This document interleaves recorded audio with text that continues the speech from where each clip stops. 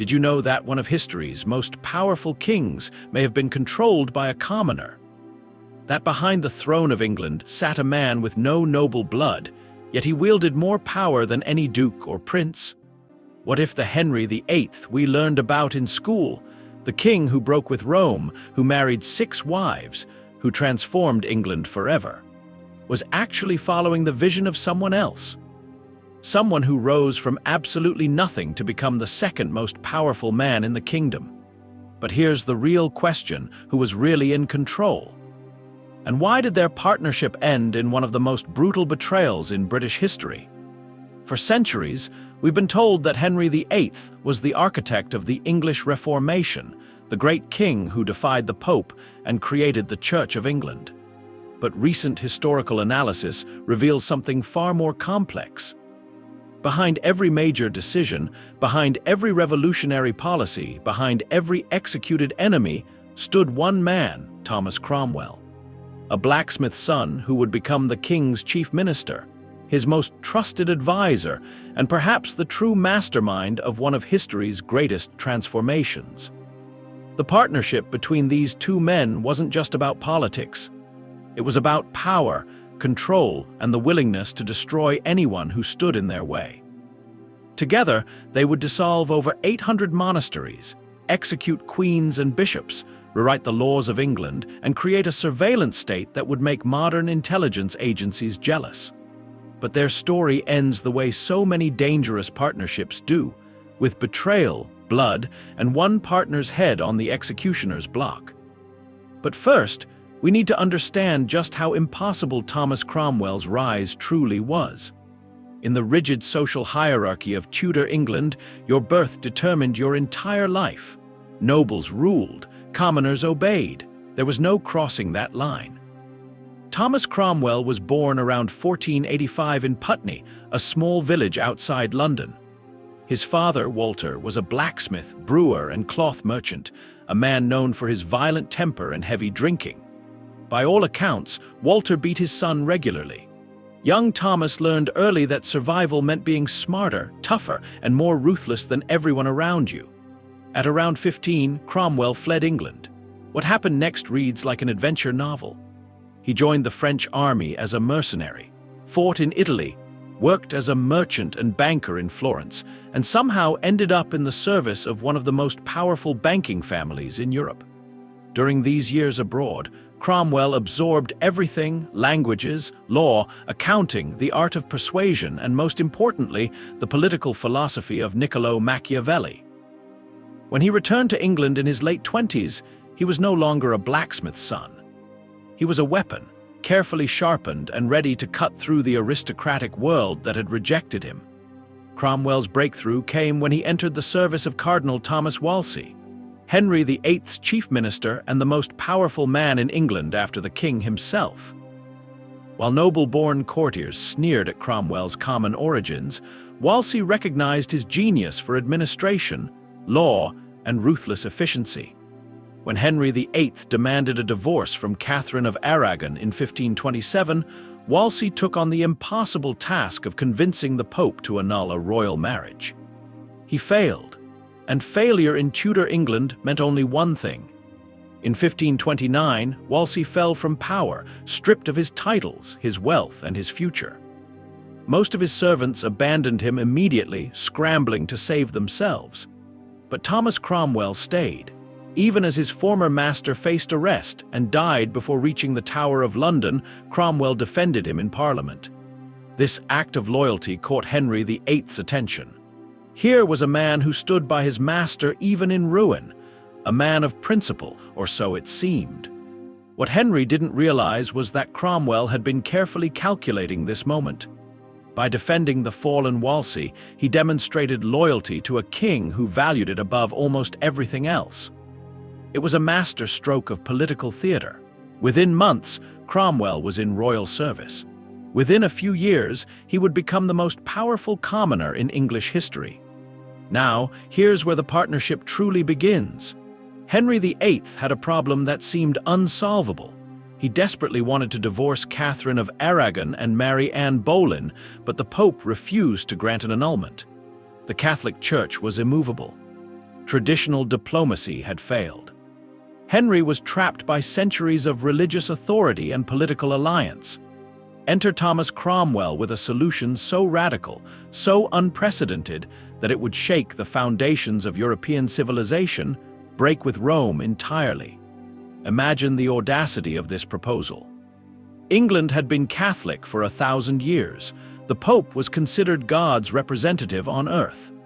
To reject papal authority was to risk eternal damnation, civil war, and invasion by Catholic powers.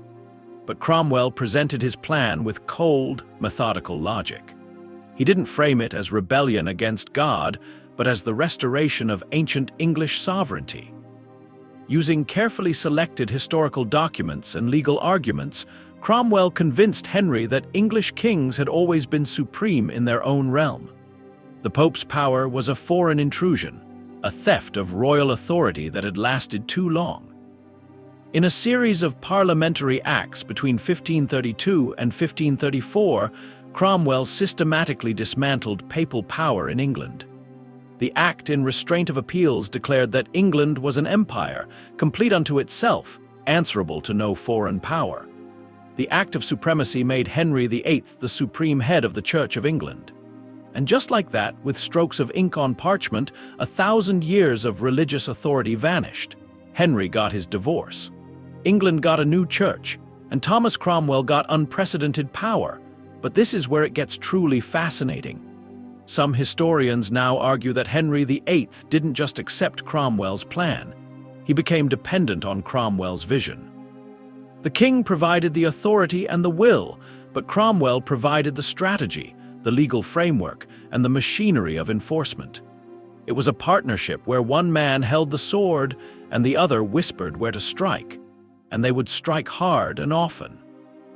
The dissolution of the monasteries between 1536 and 1541 remains one of the most dramatic transformations in English history. Cromwell convinced Henry that England's monasteries, over 800 religious houses, were corrupt, immoral, and sitting on vast wealth that rightfully belonged to the crown. To justify this seizure, Cromwell organized what might be history's first state-sponsored propaganda campaign. He sent commissioners across England to compile evidence of monastic corruption. Their reports detailed every scandal, real or invented, monks keeping mistresses, abbots hoarding gold, religious houses that had abandoned their spiritual duties. Modern historians examining these reports note how suspiciously uniform they are, how perfectly they justified the predetermined conclusion. The surveys found exactly what Cromwell needed them to find. Think about it, within just 5 years, England's entire monastic system, institutions that had existed for centuries, that provided education, healthcare, and charity, was erased. The wealth seized was staggering: land, gold, silver, jewels, and artifacts worth millions in today's currency. Historians estimate the crown acquired roughly 1/5 of England's wealth through this dissolution. But here's what's rarely discussed: where did all that wealth actually go? While some financed Henry's wars and extravagant lifestyle, Cromwell ensured that much of it flowed to a new class of landowners who owed their fortune directly to the crown. He was essentially creating a new aristocracy loyal not to ancient bloodlines or the Pope, but to the Tudor regime itself. It was social engineering on a massive scale, rewriting the power structure of an entire nation. And anyone who resisted. Cromwell had a solution for that too. The machinery of terror that Thomas Cromwell built is perhaps his most chilling legacy. He understood something that modern authoritarian regimes would later perfect. Fear is most effective when it's systematic, when resistance seems not just dangerous, but impossible. Cromwell created England's first true secret police network, a web of informers and spies that reached into every corner of the kingdom. Servants reported on their masters, priests informed on their congregations. Even family members were encouraged to report suspicious conversations. The law Cromwell crafted made resistance almost impossible to avoid. The Treasons Act of 1534 expanded the definition of treason to include not just actions but words.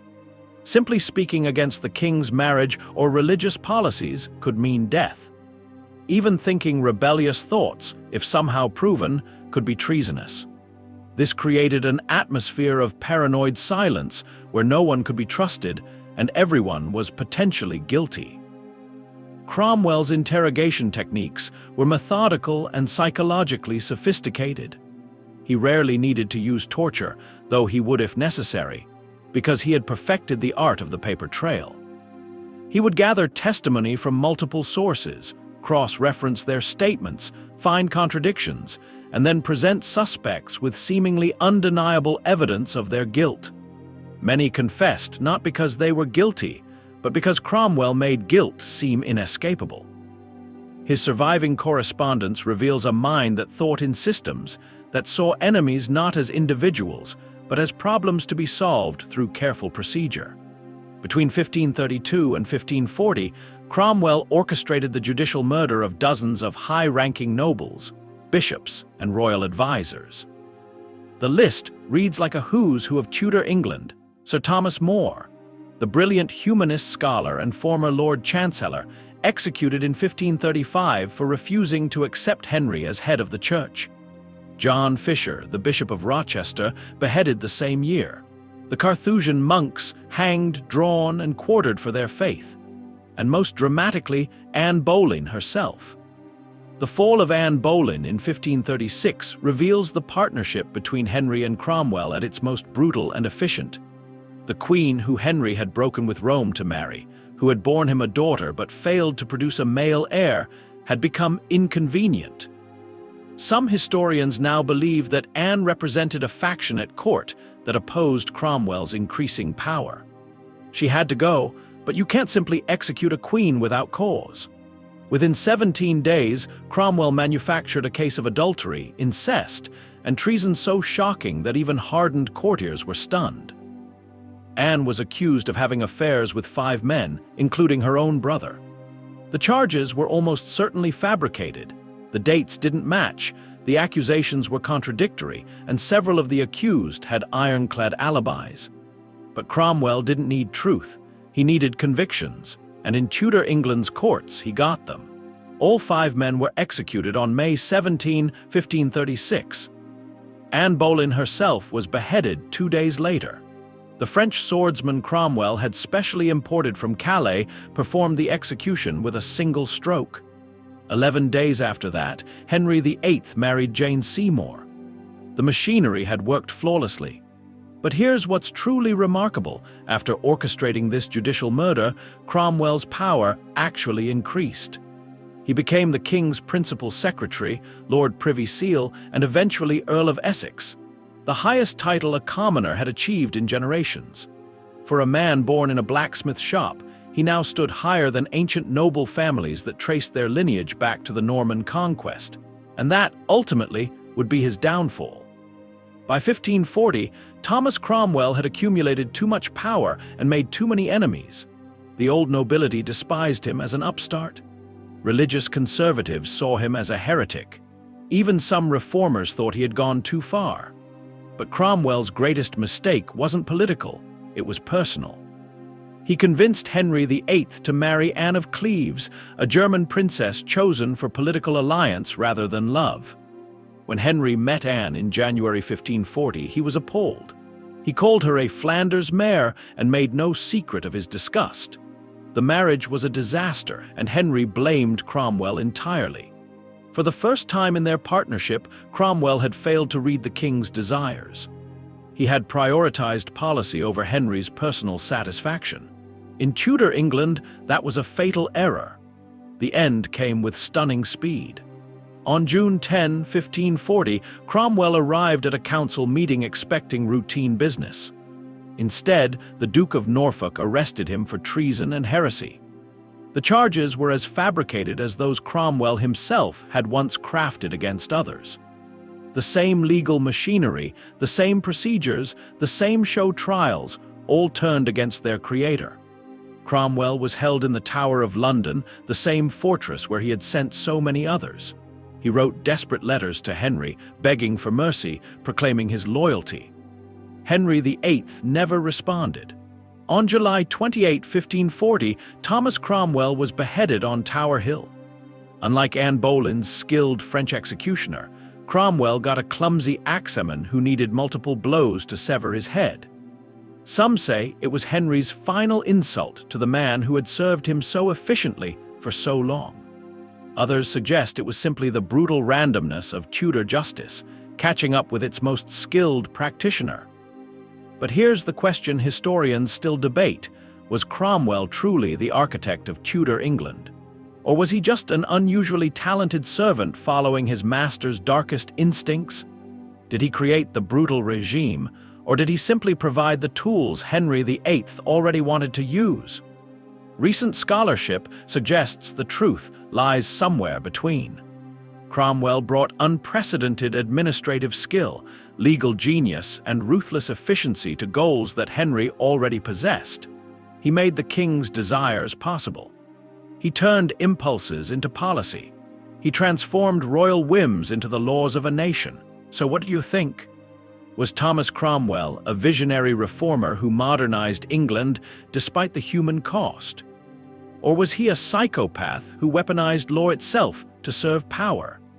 Did he control Henry VIII, or did Henry simply use him as the perfect instrument until he was no longer useful?